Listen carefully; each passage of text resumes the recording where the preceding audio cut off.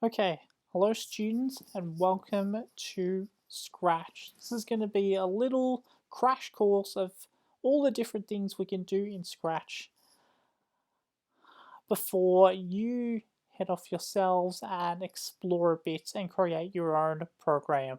So, we have our sprite here that we're going to be programming, and we can change his size, we can change the direction he's pointing in, and as you can see here, he is on a bit of an invisible sort of table. So he's at X and Y, both being 0, and if I move him a bit forward, it's now at 91 and 2.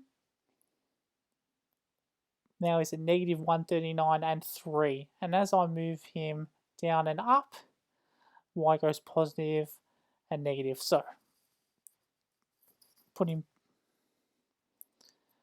right back at 0 and 0. Now, let's go through some of these. So motion. Motion means we can move our sprites. So if I wanted to move 10 steps, I drag it out. Or let's make it 50 steps. And if we want to run our program, we click the green flag up here. And as it says, go. So if I click that, oh, wonder why nothing happened.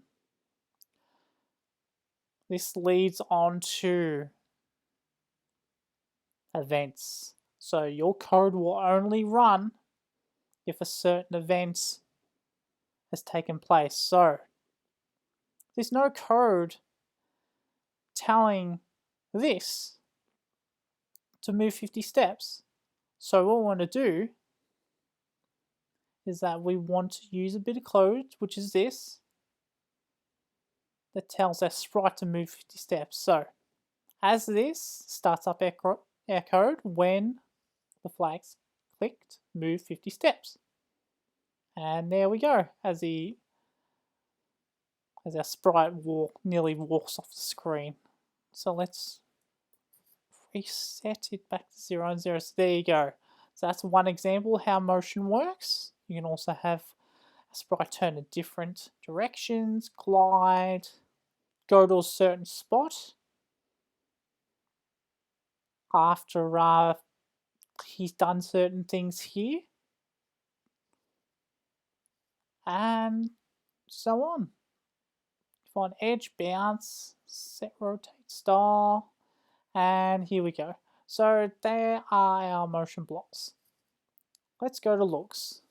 Looks, we can get our sprite to say different things and change size by percentage or by just number. So size is 100 at the moment, so we can increase that if we wanted to each time. If we wanted to, oh, it's not good. Change that back.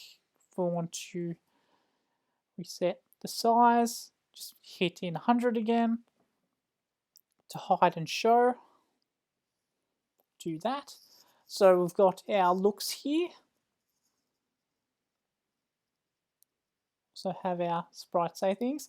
Remember, if we want to pull apart, say, I don't want that in anymore, what we're going to have to do is drag this, so they're not connected anymore, drag this out, so they're not connected anymore. Oh, I have to do it a couple of times, drag it out here.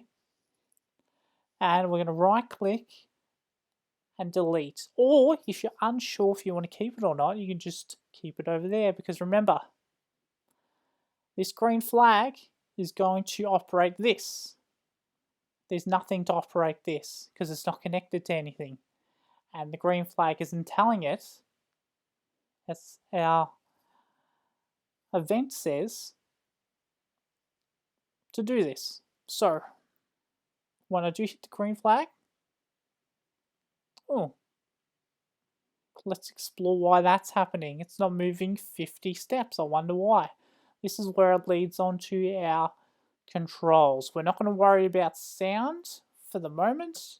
You can add sounds, of course, if you want to play around. So a little meow sound. You can hear that. delete that for now. Right click and delete. Now, when this is being clicked, both of these things are happening exact same time, just instantly. So we want to actually see when it moves 50 steps, our sprite. So what we're going to do is we're going to put in a control block that has our sprite wait 2 seconds before it goes back to x0 and y0. So we're going to have our sprite wait 2 seconds. When it hits the green flag, see, move 50 steps and went back 0, 0. Let's just see that again. See, x to 50, now it's back to 0. Now, onto sensing. You can add some sensors if you want, but they're a bit tricky to use, so I wouldn't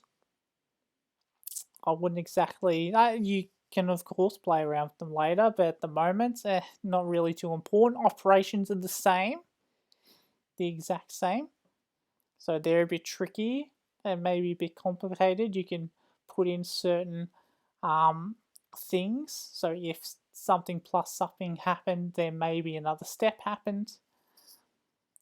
If a number was greater than 50, then something would happen, and or not. It's a bunch of different things there. Moving on to variables, same sort of thing, can be a bit tricky. So we won't worry about that either at the moment, unless we want to explore it later. And my blocks, so you can create your own blocks. And again, this is something that's pretty tricky also. So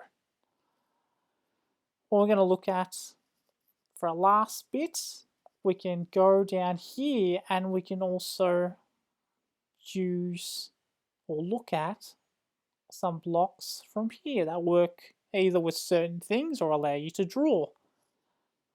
So we're going to be using these in other lessons, but that is basically it at the moment.